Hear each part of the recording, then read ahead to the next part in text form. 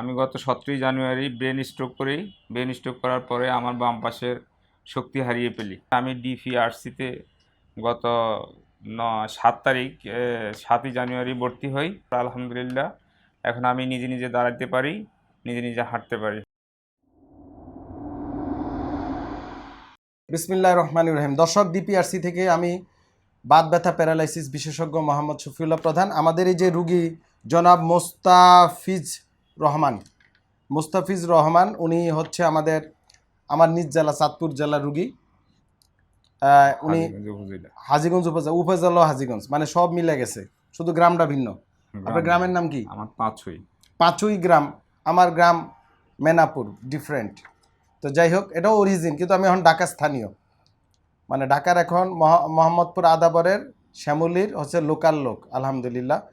তো এই ভদ্রলোক, উনি একজন দেখছেন 52 ইয়ার্স ওল্ড।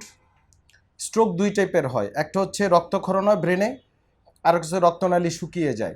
রক্তক্ষরণটা খারাপ স্ট্রোক, দুর্ভাগ্যক্রমেও ওনার এই খারাপটাই হয়েছে। হইল কি হবে, এই যে স্ট্রোক এখন আর বিছনা পড়ে থাকতে হয় না, সেটা ডিপিআরসি শত শত রুগীর ভিডিও আমার ইউটিউব ফেসবুকে গিয়ে খুঁজলে পেয়ে যাবেন। প্যারালাইসিস রুগী সব হাঁটতেছে আলহামদুলিল্লাহ। তো এই সকল রুগী 1-2 মাস 3 মাস সময় লাগে রিহ্যাব করতে, কিন্তু আমার রুগী আজকে কয়দিন? 13 দিন। উপরওয়ালার দয়ায় 13 দিনে রুগী পুরো হাঁটা শুরু করছে আলহামদুলিল্লাহ। উনি যখন এখানে আসছে তখন হুইলচেয়ারে নিয়ে আসছিল। হুইলচেয়ারে তখন হাঁটতে পারতো না, দাঁড়াতে তো দূরের কথা, হাঁটা তো দূরের কথা। এখন একটু হাইটটা দেখেন তো, হাঁটেন। দেখছেন 13 দিনে? আসেন, ঘুরে আসেন। আলহামদুলিল্লাহ। এই হচ্ছে রিহ্যাব, পুনর্বাসন চিকিৎসার এটা হচ্ছে আপনার প্লাস পয়েন্ট। এই যে রিহ্যাব আছে, অনেকে তো হতাশা হয়ে যান আপনারা, কবিরাজ ওজা বৈদ্য বিভিন্ন ভুয়া থেরাপি সেন্টারে নিয়ে রুগীরে উল্টা পাল্টা ব্যায়াম করে না বুঝে না শুনে। এটা একটা সায়েন্স এবং art of modern medical science. Art যেমন ইঞ্জিনিয়ারদের মধ্যে আর্কিটেকচার হচ্ছে আর্ট অফ ইঞ্জিনিয়ারিং, তদ্রুপ এই পুনর্বাসন চিকিৎসা হচ্ছে আর্ট অফ মেডিকেল সায়েন্স। এটা স্ট্রাকচারাল আর্ট, যেটা আমরা ধরেন এই যে গেট প্যাটার্ন, মানে হাঁটার প্যাটার্ন, বসা। দেখেন আমার রুগী মাশাআল্লাহ পুরাই স্ট্রেট।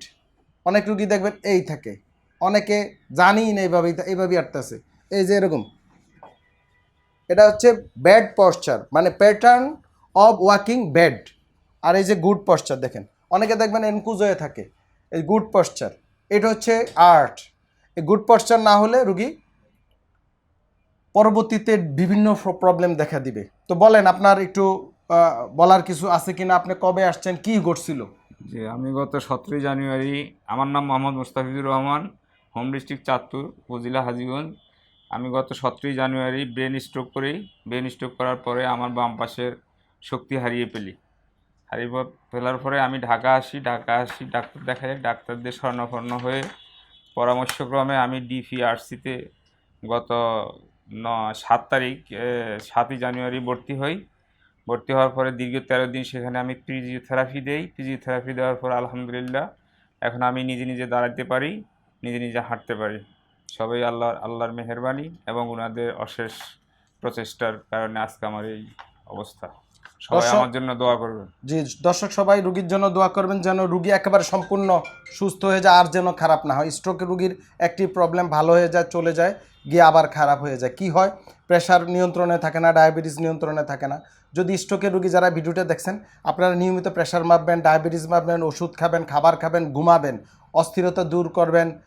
তাওয়াক্কুল তো আল্লাহ, আল্লাহর উপর ভরসা রাখবেন। কারণ পেরেশানি আমারও হয়, আমি ডাক্তার হলে কি, আমি তো আর ফেরেশতা না। পেরেশানি কোপ করতে হবে, মানে পেরেশানির ঊর্ধ্বে চলে যেতে হবে, পেরেশানি রাখা যাবে না। পেরেশানি আসছে মাইনা নিবেন, হ্যাঁ ঠিক আছে, জায়গা একটা গেছিকে যাক গিয়ে, সমস্যা নেই, মারামারির দরকার নেই। আইনি প্রক্রিয়া যাবো, হইলে হইব, না হইলে নেই। কথা বুঝাইতে পারছি? তাক্কাল করতে হইব আল্লাহর উপরে। এবং এই রুগী আলহামদুলিল্লাহ সুস্থ এবং আরও সুস্থ হয়ে যাবে। রুগীর জন্য দোয়া করবেন, আমাদের জন্য দোয়া করবেন। আর প্যারালাইসিস স্ট্রোকের রুগী বাসা ফেলে রাখবেন না। আপনি আমাদের এখানে কয়দিন পরে আসলেন স্ট্রোক করার? আপনি স্ট্রোক করছেন উনি জানুয়ারি 17 তারিখে, দেখেন। আর আজকে 7 তারিখে আসছি, আমাদের 7 তারিখে, ফেব্রুয়ারি 7 তারিখে আসছে। জি হ্যাঁ, ফেব্রুয়ারি 7 তারিখে উনি আসছে। 7 তারিখ, আজকে কয় তারিখ? 18 তারিখ। দেখেন কয়দিনের রুগী আলহামদুলিল্লাহ অনেক ইমপ্রুভ। খুব দ্রুত যত আসবে, ধরেন 1 মাস, 15 দিন, 20 দিন, বা 2 মাসের মধ্যে, অনেকে 3-4 বছর পরে আসেন, সেগুলো হবে, কিন্তু অনেক সময় লেগে যাবে, 5-6 মাস লেগে যাবে। তো সবাই দোয়া করবেন রুগীর জন্য। আর এই রুগীরা আপনি গিয়ে ঠিকমতো খাবার খাবেন, ঠিকমতো ওষুধ খাবেন, প্রেশার মাপবেন, প্রেশার নিয়মিত মাপবেন, রেগুলার হাঁটবেন দিনের বেলা। আর দিনের বেলা ঘুমাবেন না, ঘুমাবেন সন্ধ্যা 7টা-8টার পরে। রাতের ঘুম রাতের ঘুম দিনে ঘুমানো নিষেধ। দিনের ঘুম দিনে হয়েছে চলাফেরা করার সময়, একেবারে স্পষ্ট আল্লাহ রাতকে দিয়েছে বিশ্রামের জন্য, দিনকে দিয়েছে কাজের জন্য, দুইটা আলাদা। অনেকে দিনে ঘুমায়, রাতে অর্ঘুমায় থাকে, তখন স্ট্রোক করে বসে, এটা করা যাবে না। এবং হাঁটা চলাফেরা করতে হবে। স্ট্রোক রুগী অনেকে মনে করে শুয়ে থাকলে ভালো, প্রেশার কমবে, বুয়া কথা। প্রেশার কমে শুধুমাত্র হাঁটা চলাফেরায়। বুঝাইতে পারছি কথাটা? অনেকে এটা বুঝে না।